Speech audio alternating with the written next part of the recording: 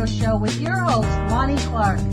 We stand together and accept that we now live in a world transformed by Fukushima. Monday, Wednesday, and Friday from 8 a.m. to 9 a.m.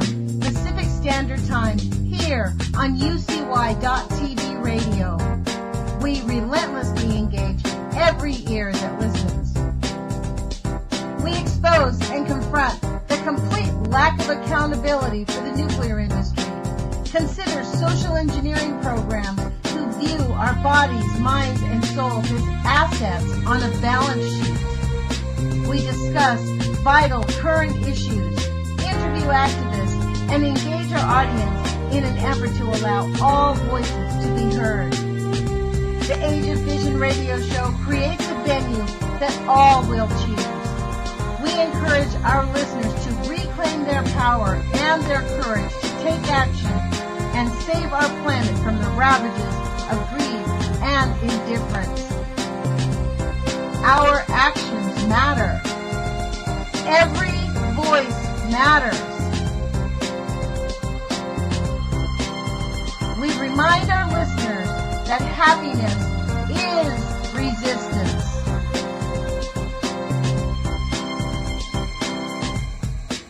Love is greater than fear.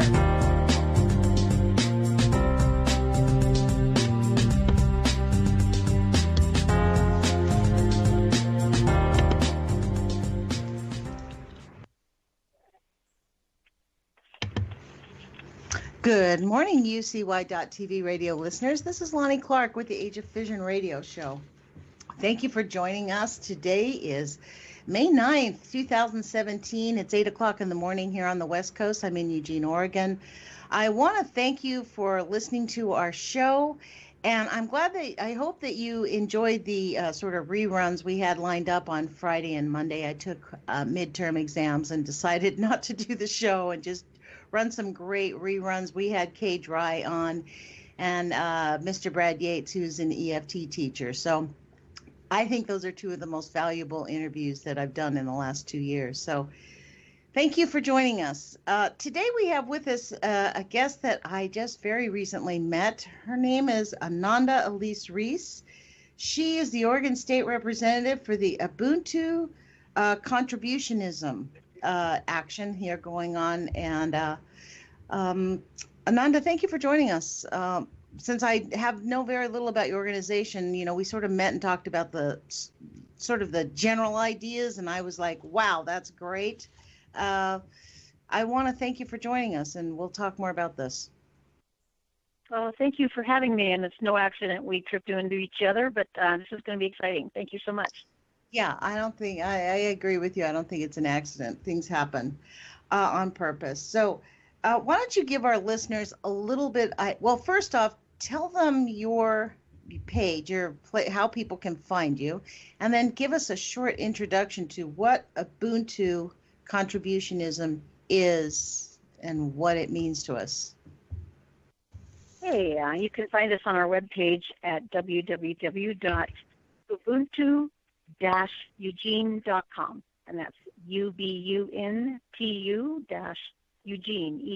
EUGENE.com. Excuse me, I'm going to jump in there. When you say -Eugene, that means this is a worldwide movement, correct? Exactly, yeah. Mm-hmm. Okay. So. Yeah.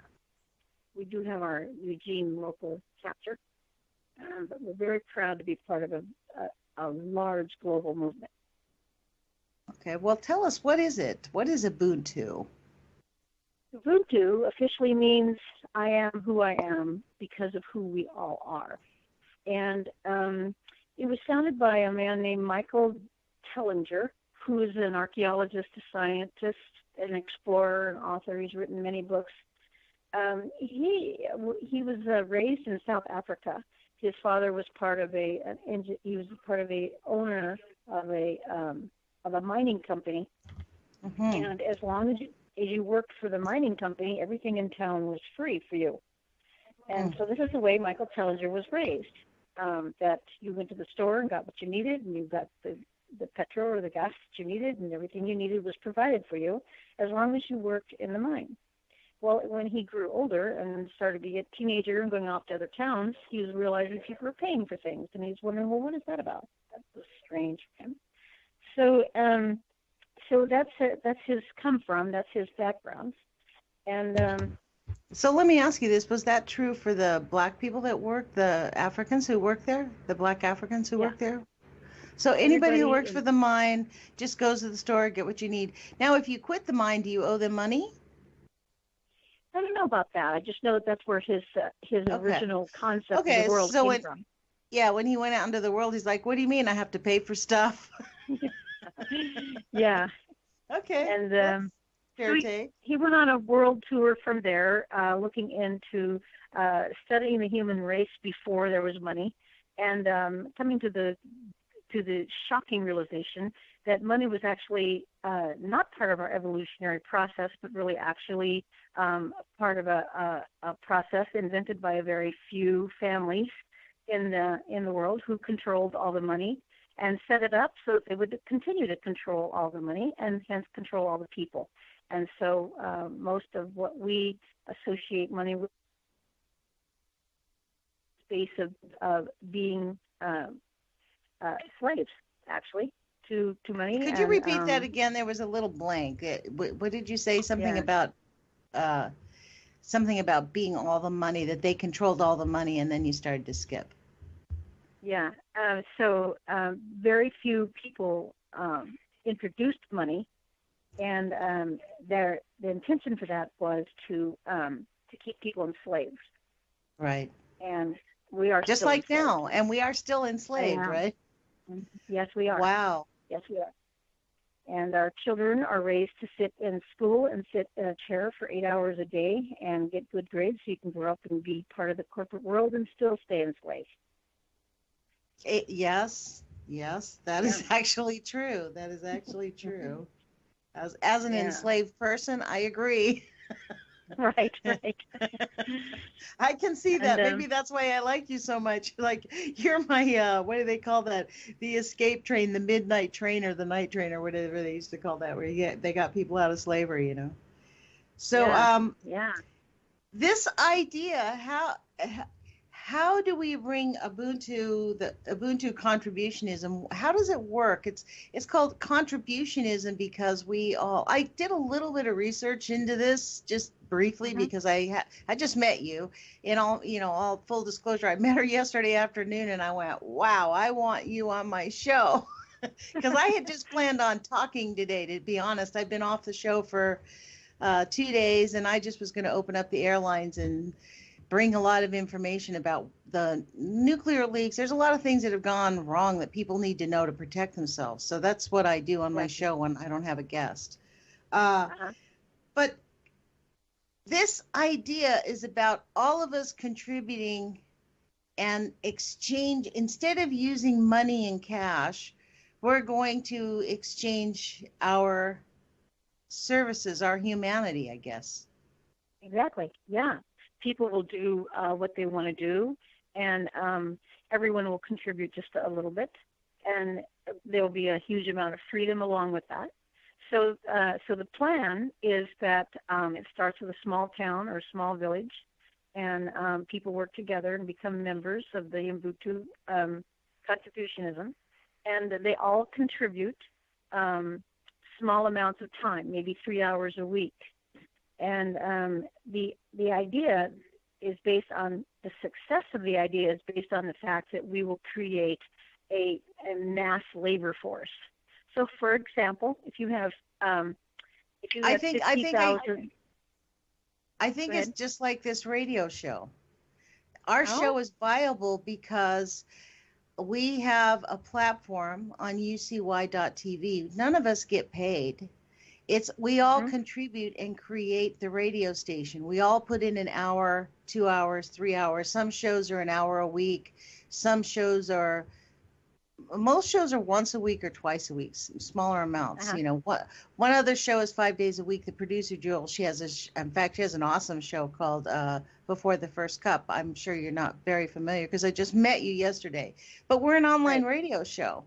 And that's exactly how it works. A little bit of contributionism. We each contribute, and we have this really dynamic radio station that offers a huge venue of opinions, and it brings us all together.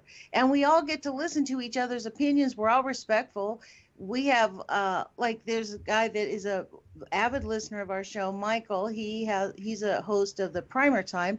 Him and his brother, I think, is in the military. They talk about guns. Okay, well, whatever it takes, right? I find it fascinating, but yet he and I have had some really beautiful, humane conversations. It's actually been a great venue. Yeah. Well, in the future, when people become aware of Ubuntu Contributionism, they will contribute their time, and in exchange for that, they will get back what they need to live on. We're striking for free energy.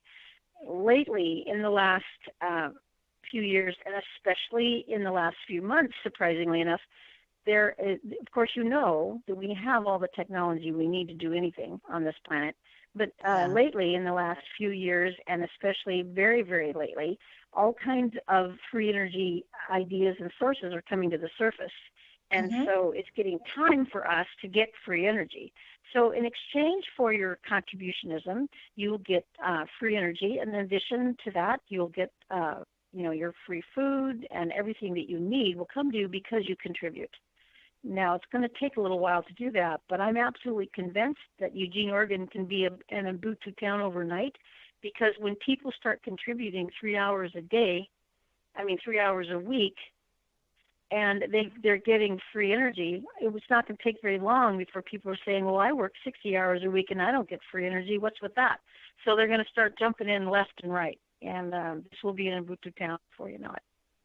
Now, what kind of, so I actually have not signed up yet. I was looking at it last night, and, on the contributions with the work, like you put in 3 hours of work doing what? What kind of contribution is it? Well, you think about, what does it take to run a city? Well, we've got, we have to maintain the city. We have to maintain the library and the schools and the hospitals and the police department, and everything it takes to run a city will be run by the citizens. And so the city is not owned by the government; it's owned by the people. And money doesn't do anything, but people do. And so people would be contributing their time to take care of what it takes to maintain a city. Now, here's the interesting part. Once our city is taken care of, then people will be contributing 3 hours a day on what they love to do.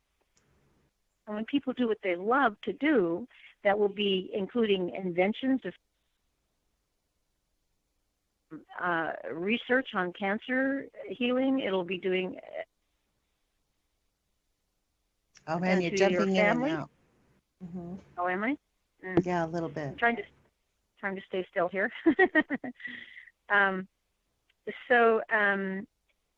When people are contributing what their passion is, then of course there'll be much more invention and much more technology and much more healing and health and all kinds of things like that. Well, interestingly enough, this topic is exactly what I've been studying the last 4 weeks in my I'm taking a public policy and democracy class, and the professor's a young professor. He's very excited about the digital community, about in-kind service. He actually spent several classes talking about how we're going to be in a place where we don't actually, the paper that we hold in our hands, the coins that we hold in our hands really mean nothing. It's about the contribution, about what the value for service that you're getting. So, he's really big into the Bitcoin and to the alternative currency and something called the blockchain. Are you familiar with the blockchain? Yes, I am. Yeah. So the blockchain is really just an online digital ledger that everybody has access to. Anybody who buys like Bitcoin, you get a code to get into it. So everybody keeps everybody accountable because everybody's seeing the ledger. That's part of the problem with the money system is like, who's valuing this and where is that gold anyways? Yeah. Yeah. Well, Michael Tellinger says that, they print money based on nothing out of thin air. They just need more money, they print more. And that's how they bail out corporations and banks, and but the people actually need to be bailed out, but those funds are not available. So we create them ourselves. We create our own reality. We own our own city. The air, the water, all of it belongs to the people. And, government doesn't get to control or destroy our land. Who says that? So the way that it's going to transform, it's actually going to use the system to get rid of the system, because people will say, well, Michael Tellinger's coming to town on June 6th, but it costs a ticket. I said, why are you charging money if you're going for a moneyless society? I say, well, for one thing, we're not there yet. I have to pay for advertising just to make sure that Michael Tellinger gets here. But the point is that eventually, we will be using money as a system to outgrow the system. Because when we do enough advertising and Michael Tellinger comes here and enough people get involved with Ubuntu and they start contributing more money, then the more of them will be more aware of how we don't need money. So it will outgrow the money-driven society. Mm-hmm. I mean, I get that, and I only get it because I've been studying this idea about digital currency. To be honest, it sort of lit a light bulb. That's what I mean. Prior to taking this class, I had the whole digital thing just kind of like annoying. I could not understand it, but there's a whole set of language, there's a whole concept behind it, just as in the money system. But this is what I was thinking about, actually, when I was looking at it. How do you really take over the government? Actually, what happens is the government still functions. It's just there's no money there's no taxes collected. We have a subsystem of how do you take care of the roads. All of that stuff is still going on. So when it becomes a system of us, and actually, I think what will happen is it'll transform quickly, because the old systems of relying on fossil fuel and things that harm the environment, we know that there's actually technology out there that can supersede the fossil fuel industry. That's the bottom line. Yes, and Michael Tellinger says that if you just cut people loose and don't contrive them with money, they will invent whatever it is they need to survive and thrive. Right. And thrive.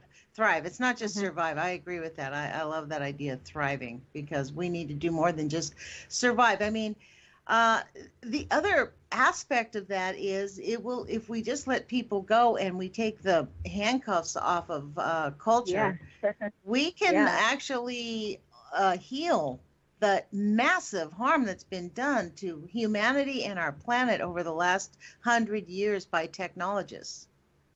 I mean, and who needs money for that?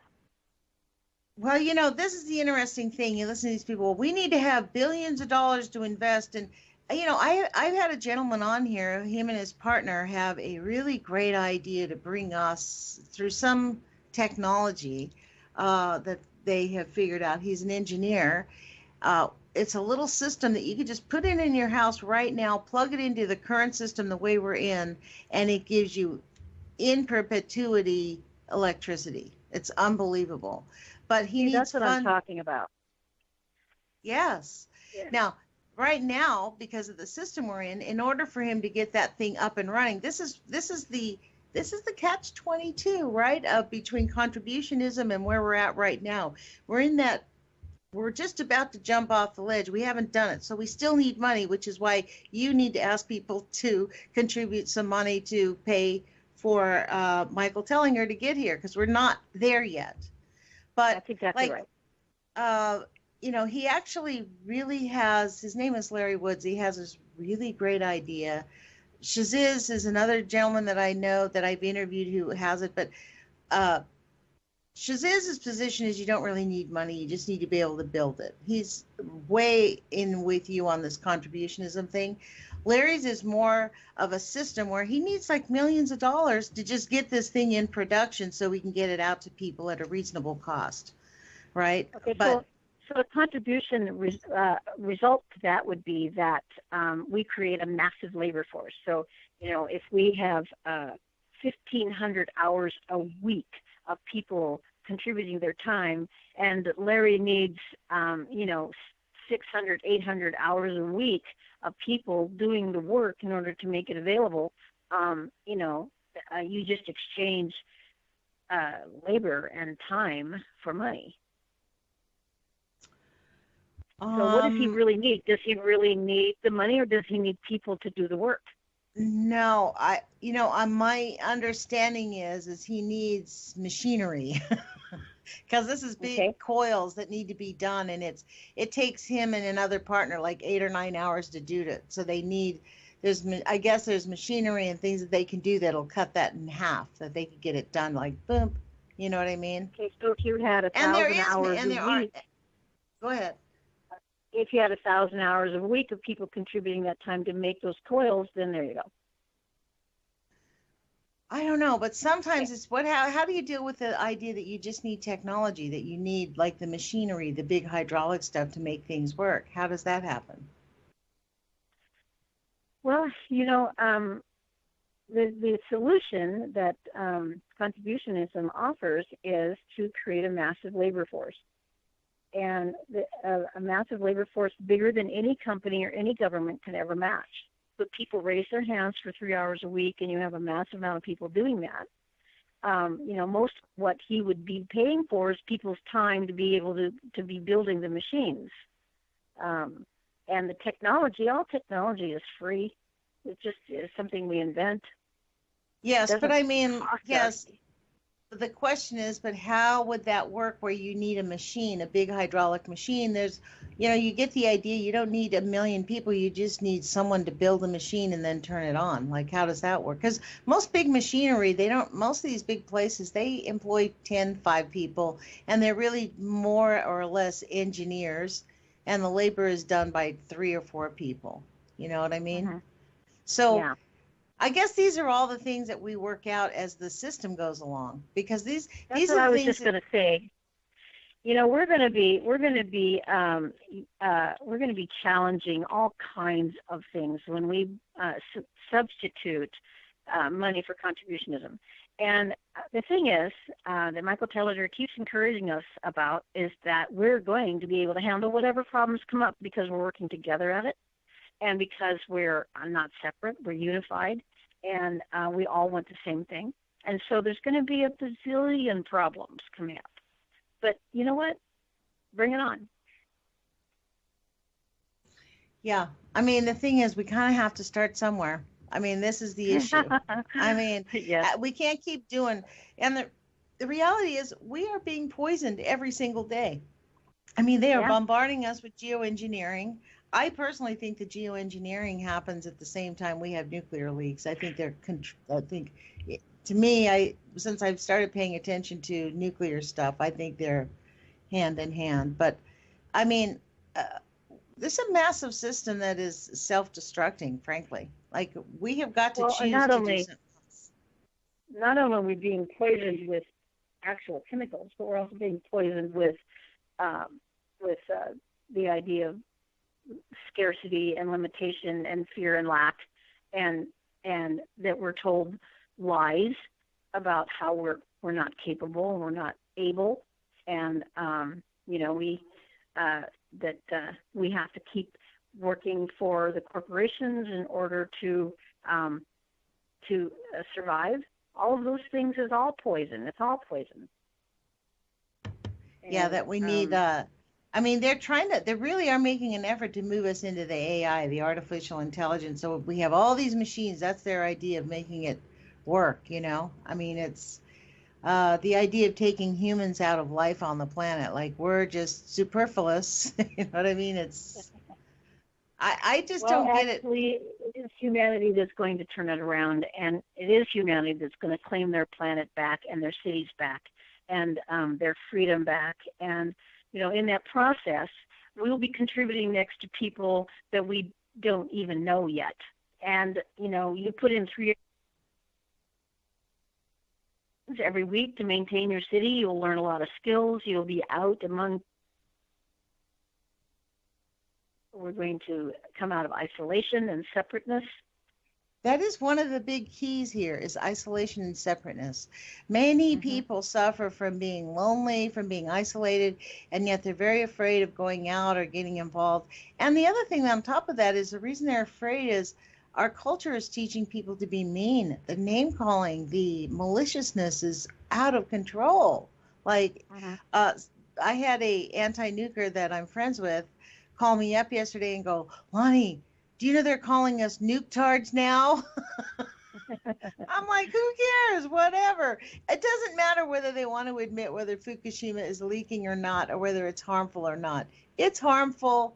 People are going to die. Animals are dying at an unprecedented rate. The ocean is practically, I mean, it's in serious shape. I mean, Yeah. the salmon are practically disappeared. I think they're extinct. I mean, practically.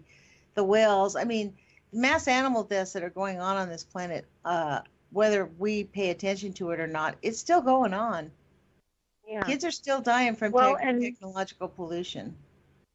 And a lot of the isolation and that and fear is just because we're not out there. We're not contributing. We're not unifying. Right. And, you know, we just get to become aware of each other and what it takes to run our planet and work side by side with that. And in that is going to be all kinds of growth opportunities and problems and new boundaries. But, you know, I have faith in humanity more than I do anything else on this planet. And I know for sure that if we were united, we could do this. We could do anything, and including and especially outgrow money. Outgrow money. I like that idea that we outgrow money. I mean, in a way, the way they're looking after it to me is just, I often have called myself the Mother Teresa of tax resolution because, to be honest, I think it is ethically immoral for a person who helps people with taxes to make $300,000, $400,000 a year. Which there's people out there doing that. Like I could easily double my fees, and be more respected. People actually don't respect you in this culture if you don't charge them a lot of money for professional fees. It's very interesting. Well, the double-edged sword. Imagine what's going to happen with that paradigm when there is no money. Right, exactly. And this is why people throw themselves out of buildings over money. Like, really? Yeah. Yeah. I mean, as if being poor is the worst thing in the world. And the idea of to me, having, I was a single mother with 2 children in Los Angeles, and I was not in college. I mean, I became an enrolled agent when I was 40 after my kids were grown because I had the time to go take an extra class to maybe improve our income, right? That's why I did it. That was really why I did it. I'm like, wow, I could do this and I could be self-employed. I wouldn't have to deal with all these idiots that I'm having to work for. So, yeah. I mean, but this is the thing. It's not hard. My children did not know they were poor when we were little. Like when they got to high school, we grew up in Redondo Beach. Now I did work a lot. I had to work 2-3 jobs. And I didn't make a lot of money. I mean, to be honest, I never really made, when my kids were little, I think my highest earnings was $26,000 a year. I mean, we struggled. My rent was $1,100 a month. So that'll tell you where we were. And I mean, but you know what? There are things we can do. And it wasn't until they got into high school that they realized we weren't like, rich. We didn't have a lot of money. Like one of their friends, their dad bought them a BMW for school, right? And that's when they realized like they're just not the same. It was very interesting for my girls to talk to me about this because they were like, they didn't talk to me about it until we were adults. And they're like, we really honestly didn't know because I have a philosophy of life is rich, like that's what's the real life is each other in the life. It doesn't matter. The money that you have doesn't make you rich. Right. To be honest, for me, I think about the slave traders. I can't help, like when someone talks to me about working in a mine, like the slaving, even chocolate, just all of it, the whole thing. I mean, our system is so out of whack that the idea of contributionism appeals to me, even if it's a difficult challenge. And the one thing that I have to acknowledge about the whole Ubuntu plan is it is a plan. There's a plan to follow. There's lots and lots of interest groups about all kinds of things, alternative everything. And, I think if we put everybody in the same room together, we would have world peace in a minute. But the point is that there's lots of interest groups, and they meet and they gather and they talk. But actually, the Ubuntu Contributionism has a plan, and it's very, very doable. And any town can do it, and we're starting it here in Eugene, Oregon. Is this the same thing as the Ubuntu Planet when you look for it online? So that's what it is the Ubuntu Planet. Where does that name come from, Ubuntu? What? It's South African. That's a name. Yeah, and it means I am who I am because of who we all are. And all of that in one little word. Yeah. Lots of indigenous groups have a word that means something similar to that, like the Native Americans use the word Tankashawa, which means all of our relation. And that's very similar to the Ubuntu, we are who we are because of who we all are. So it's ancient. It's very ancient. Michael Tellinger studies the ancient societies, the hidden origins. He called a talk called Hidden Origins, and he talks about us as human beings and where we actually came from and who we were before money was invented or induced into our system. It's not part of our evolutionary process at all. It's not natural. It's something that some very small family groups invented to control people, and they still are. But it's gotten way, way out of hand, and it's out of balance, just like so many other things on the planet that you just mentioned, not only in the human kingdom, but in the animal kingdom, and all the kingdoms are suffering right now. But it takes that much to wake us up, because when we're too comfortable, we don't see anything wrong with the world. Just like the children didn't see anything wrong with the world at all, but they were not rich children.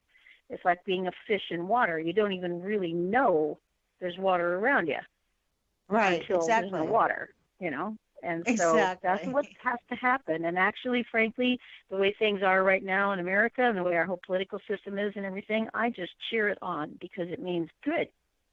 All kinds of systems that don't work are going to have to die in order for the new phoenix to arise.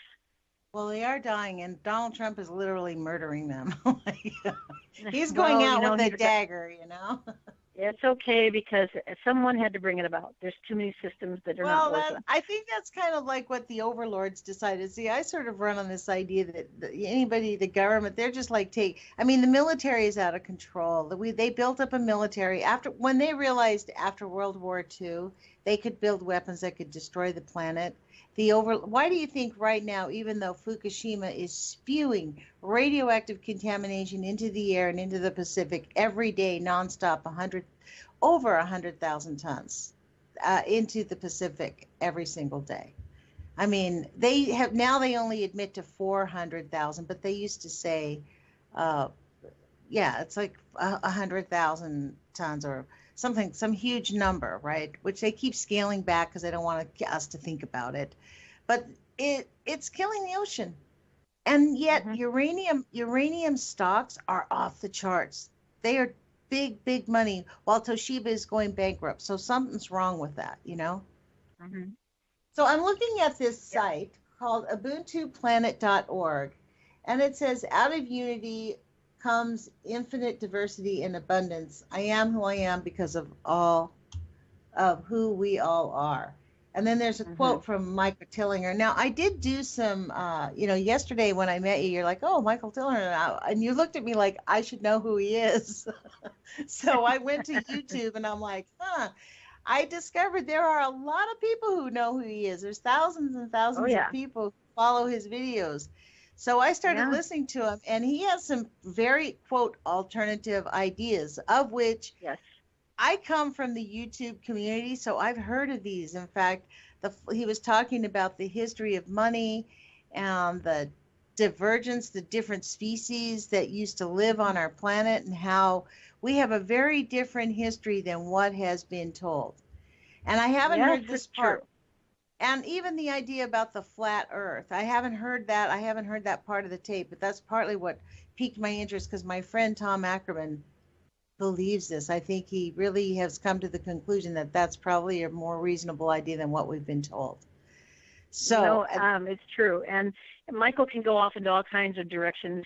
But the thing is, all of his research and his experience and his knowledge, and he's even got a museum in his own property. All of his knowledge has led us to the bottom line is we need to unify, and we need to treasure our earth, and we need to work together. Yes, we do. Yes, we do. You know, there's that protest song that's going on, right? Do you know that song? We're on a planet that has a problem. We've got to solve it, get involved, and do it now, now, now. We need to build a better future, and we need to start right now. So when I go well, out, that just sums it up. Exactly. I sit out on the street corners with my protest signs by myself because nobody wants to protest anymore. Oh, me too. Good. Well, we can start protesting ourselves together Hey, and sharing. We got an army going on now. There's two of us. That's right. That's right. That's exactly right. Well, you know what? There's a lot of people. This is the thing. I often see comments on YouTube. Like, we're YouTubers. I mean, this is the thing. I do like YouTube because it allows people to speak their mind. Although on my YouTube channel, I have a YouTube channel, Nuts for Art. I don't argue with anybody. I just delete them. You can't come on my channel and say anything negative about me or anybody else, any of the commenters. I just delete people. I don't block you. If you come back twice and say nasty things, then I just block you.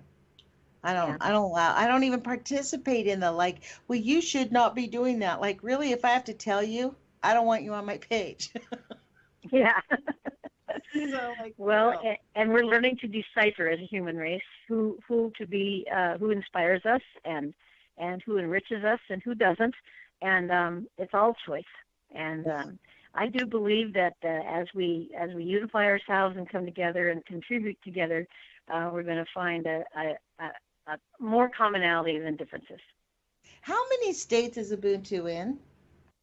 Is it just they're all over the United States, and there's they have regional coordinators in most of the states. I can't really. You can go on the website and see all the regional coordinators from their states. It's just now starting to get organized to that level. There is a core group. They're called ambassadors, and they have different. It's very organized, really, for a world organization. They have ambassadors of different categories, and the one that I've been in touch with mostly is the ambassador of education. And it just so happens, here's kind of a coinky-dink for you, that the day that Donald Trump announced that he's going to dismantle our education system was the same day the Ubuntu ambassador came out with a whole new curriculum for the United States. So I think that's kind of curious. Really? That's good. Oh, yeah. That's really? Like, what are the chances of that? So I'm sure that they did not plan that together, but it's the fact is that one system is dismantling and the other one is rising up to take its place. And the new curriculum will involve skill sets that children can learn in order to contribute when they get older.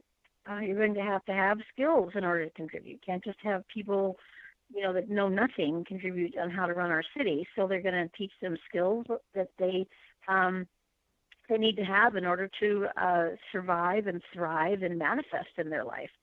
So it's not sitting children in hard seats for 8 hours a day and having kids coming out of high school not knowing how to bake bread or how to plant a garden or how to grow their food or any of that. So the whole new curriculum is a combination of lots of alternative education systems like Waldorf and Montessori and all kinds of different education systems that involve the whole child.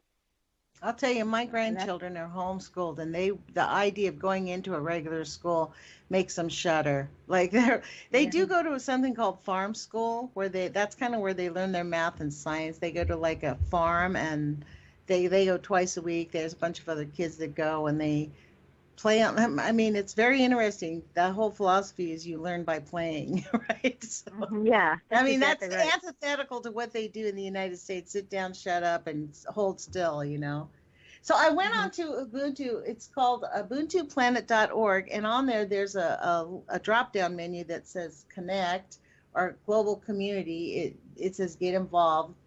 And I linked myself to the page where it says Connect with Local Groups. The cool thing about this map, this worldwide map, is it has little dots showing all the communities where they are, all the members. So in the United States, it looks like there's 1, 2, 3 or 4 of them here. But it says how many members there are. Oh, man, there's a lot when you go in close. There are members all throughout the United States, every little city. I mean, it's dotted. I mean, it must be. This is no small thing. This is a very large thing. It's catching on very fast. I'm very honored to be the Oregon State representative, and it's just absolutely incredible the speed that it's catching on with, just because everyone is so thirsty for the same thing of being unified and making sense of our world and coming up with an alternative that we can all live with. And it is very, very massive. And the interesting thing is, well, of course, all the technology is available to us, but our core ambassadors, there's a whole technical ambassador, and they take care of the website. Our website is capable of handling all of the community projects in every city and every country in the world. Wow. It's not functioning at that level yet, because not every city is an Ubuntu town yet, but it is capable of keeping track of all of the Ubuntu villages. Wow. Mm-hmm. And this was all the website's donated. Really awesome. And actually, when you click into an area on the map when you go there, it's a really great website. It actually brings you into, I clicked on the one that looked like it was in New York, right? But actually, it's not just New York, the big city. It tells you exactly the areas. There's people all over Massachusetts, Connecticut, Rhode Island, Pennsylvania, New York, New Hampshire, Vermont. I mean, it's pretty awesome. There's even people in Texas, for goodness sakes. I would not, for real. There's a lot of people in Texas. Yeah. In little towns, time. Well, you know what? It's because we do need we need to be able to exit the slavery scene. This murder, death, kill routine is not working for anybody on the planet. I mean, they are accomplishing their task. I mean, George Bush said it very perfectly. Mission accomplished in 2004. He tidied up the bow that allowed these scenarios that are happening today to happen. And it is time for us to take it back. Their paradigm is not our paradigm. That's exactly right. Yeah. Wow. Well, I'm excited. An exciting time, actually. Mm-hmm. So when Michael Tillinger will be here, what kinds of things will he discuss? What is on the agenda? Do you know? Well, he normally does a talk called Hidden Origins, and he takes you back from the origin of the human race, and he does a lot of archaeology talk and that kind of thing. But for us in Eugene, he specifically is only talking about Ubuntu Contributionism and how to build our city up into a community. So we're really privileged to have him. We're really privileged to have him focus only on building community in Eugene. And he's going to be here on get off into all kinds of. Now, is he visiting anywhere else in the United States? I guess we must be able to go see 2 events on the page. I tell you what, if anybody has any interest in this, definitely go to Ubuntu, Ubuntu planet.org. I'll have a link on the podcast so that you can have it. I'll ask Jules to put this up. Here's even a tighter view of it. You can go to UbuntuPlanetUSA.com, because every country's got its own Ubuntu webpage. Okay. Let me go there. And so it's separate. No, it's connected. So Italy has its own webpage. Canada has its own, is it org or .com? .com. Oh, .com, okay. And I just type in UbuntuUSA.com. Ubuntu Planet USA. Oh, okay. So it's basically the same website. Okay. Oh, this is pretty awesome. Oh, there's a link on the website that says local groups. It's pretty awesome, to be honest. Yeah. And it Yeah. brings you to Planet the Circle, so you can say where you want to go. You can just unclick and just search for regional and local areas, and then find them there. It's very handy little website. It's really, I mean, this is what you get when you have contributionism. Somebody with really great knowledge goes, wow, I'm going to build you guys a great website. And so they have, absolutely. Our website is more advanced than most technical people look at that website. They go, that's more advanced than any website I've ever seen. But it's designed to handle the world as it changes. There's even one, I just saw one for the Pacific Northwest. There's one for the United States and one for Texas. There is one in Texas. Its own little thing in Texas. So I was right. So to all of our listeners in Texas, you actually can get involved. I know we have listeners in Texas. Hint, hint. Yeah, so it's pretty obvious. This is really awesome. This is really, I'm very excited about this, because I think that the reason I like it is it's a ray of hope out of the dismalness. I mean, one of the things I find most disheartening is people don't have a sense of future. Mm-hmm. Yeah, that's why people flock to this so easily, and that's why it's going to catch on so fast. Do you know who Guy McPherson is? Pardon me? Do you know Guy McPherson? No, I don't. Well, he's a professor who basically quit his job and said, I'm going to go enjoy my life because it looks like the planet's only got 50 years left. So he's going around the country lecturing people, trying to talk them into just enjoying life, which is the good part. The downside is he says it's because we're all going to die very soon. Well, systems will die. Systems will die, yes. And actually, I think it'll allow us, when the systems die, then we can actually reverse the negative harm. We'll unleash the technology that we know about. That's right, yeah. And if you cut people loose, you don't tie them down with limitations. They might have an invention but can't get it out because money holds them back. If you cut out the money situation, the money contriving, then people are free to invent whatever they need, and they will invent whatever humanity needs to survive and thrive. Right. And trust humanity. Yeah. Oh, and it's also not about just living in poverty or in little huts. We're talking about building systems where we can maintain a decent lifestyle without war. Because right now, our whole premise is really underlying this drive for money is war. It's always about, I want your stuff. That's what war is about. Yeah. So it's the whole thing the whole paradigm has the shift. It is shifting. It's just we're in sort of, I guess, the beginnings of it all. But I do love this idea of Ubuntu. I hope you'll come back and share some of this. We can actually be more.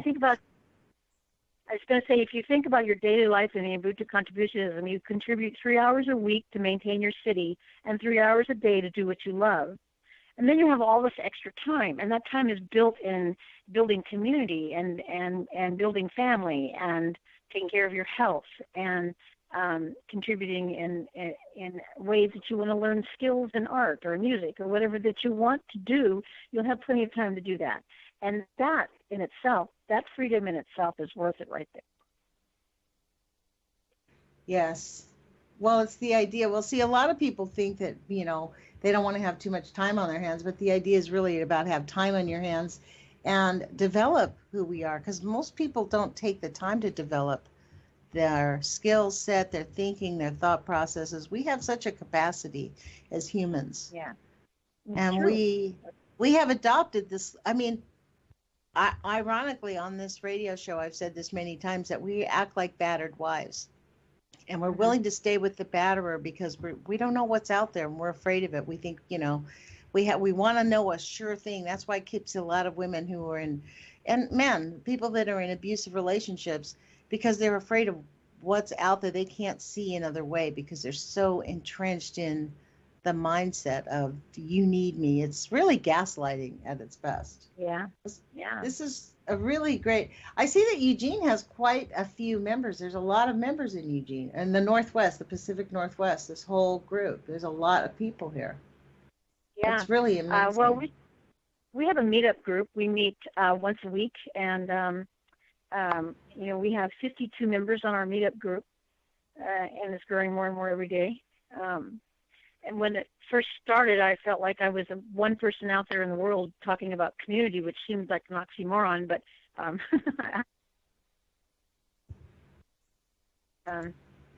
but it's growing more and more every day. That's really awesome. I think one of the things, and I am definitely going to go to this thing on June 6th. I really want to hear more about it, because the idea is really about us learning a different way, because we don't have a choice. I mean, it's not like we have options here, you know? I mean, Guy McPherson, the reason I bring up Guy McPherson is he's right. If we keep doing what we've been doing, we're going to have that result. That doesn't mean we have to keep doing what we've been doing. There's options, you know? How about that? Yeah, right. Yeah. I mean, it is grave, and you know, this is why I just refuse to not participate. You know, I refuse to participate in the name calling and the maliciousness, and I don't know. Like I although I do lose my temper with some of these. I mean, I think that Trump is a danger. I find him, the whole political system. So is Clinton. They're all just dangerous people, shoving us all about like true batterers that they really are. Like, really? Well, how else are we supposed to realize that something is drastically wrong? Right. That's exactly right. That's right. So maybe that's the hidden meaning of why all this happened, is because, like, now it's really getting serious, and we have to really, it's like if you find anything out about the AI, the artificial intelligence, Jules's show, First Cup in the Morning, she talks about this often. She reads articles about how they're developing it, and their plan, they are fully on plan to have us injected and chipped and monitored and biomedically changed, and that's their whole plan for the future, and leave this planet and have the slave labor on the bottom living in the toxin stew. That's their agenda, right? I mean, they full force, that's, but then we're millions more. Yeah. You know, like, no. I mean, it's the massive labor force that's going to change it all, really. Well, at a certain point, you just stand up to the batterer and go, no, you know, like, you're not doing that to me anymore. Sorry. You know, and do something else. Michael Teller's got a book out. It's called Ubuntu Contributionism. And the first half of the book is kind of, he keeps slapping you around with this wake-up call that we've been lied to, and we're slaves, and we're victims of corporations, and it really kind of rattles you a little bit.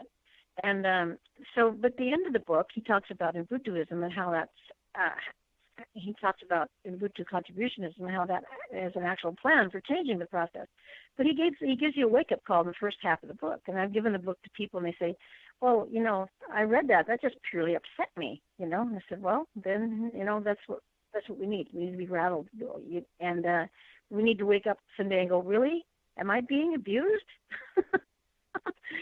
Am I a battered wife? Really? I didn't even know it. You know, you hit your head up against the wall so many times you don't even feel it. It's like, okay, I get it. So his understanding of the human race and how we are and who we were and who we're becoming is so clear about the change that we need to go through. And it's a little bit rattling, to be honest with you. So I just encourage people, when you read this book, be prepared to be rattled. And then they can get through it, okay. But we wake up after the book and say, I have been lied to over and over and over again. I am a slave to contribution to corporations, and money keeps me a slave. And so when we realize that, then we can start talking about the options.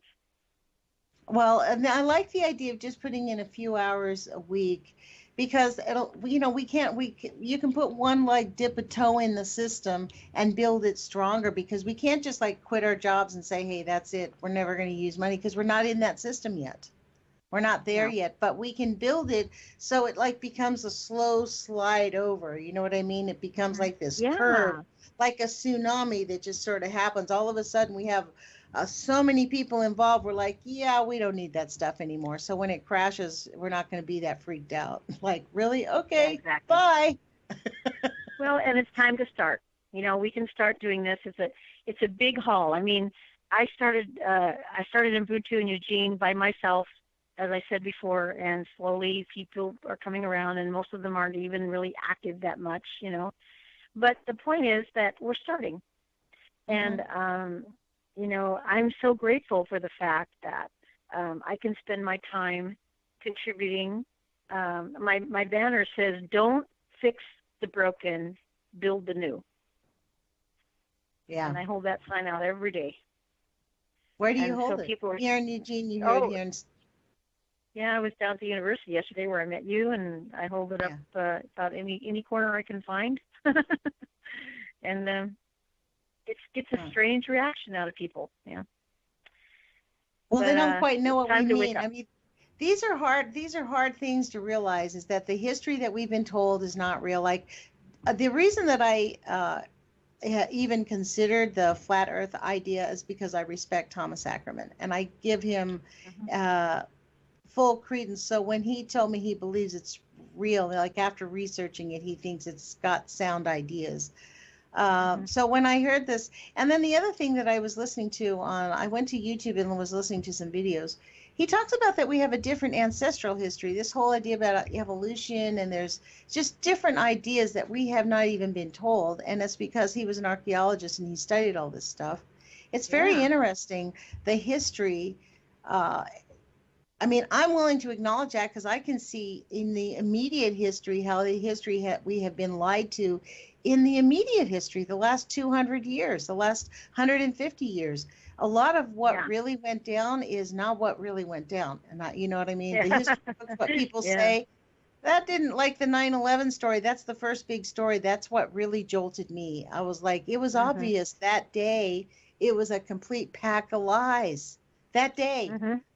I mean, I was spitting nails looking at the television, screaming at the TV, going, really? You guys are really going to change the story halfway through the day? Yeah. Okay.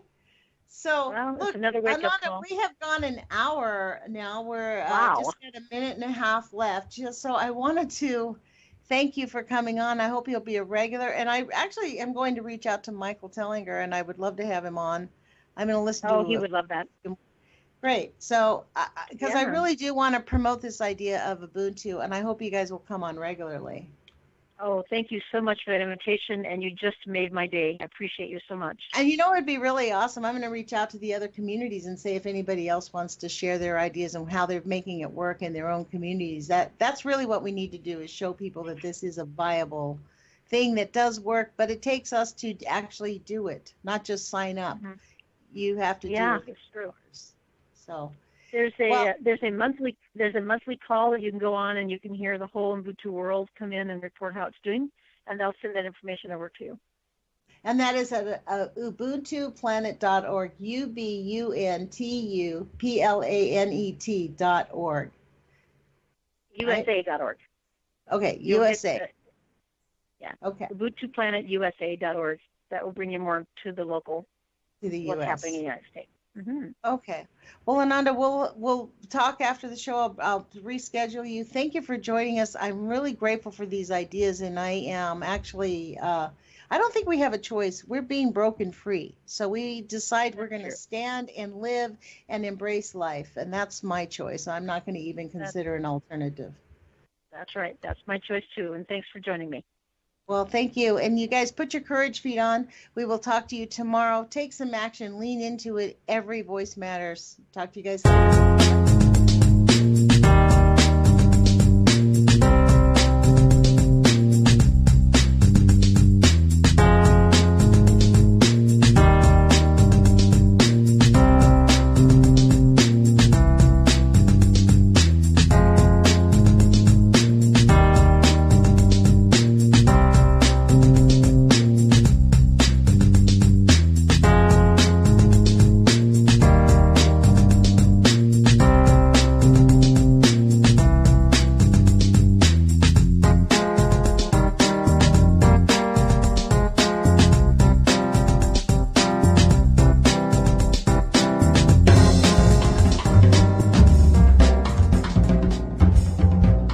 truth on the tracks. You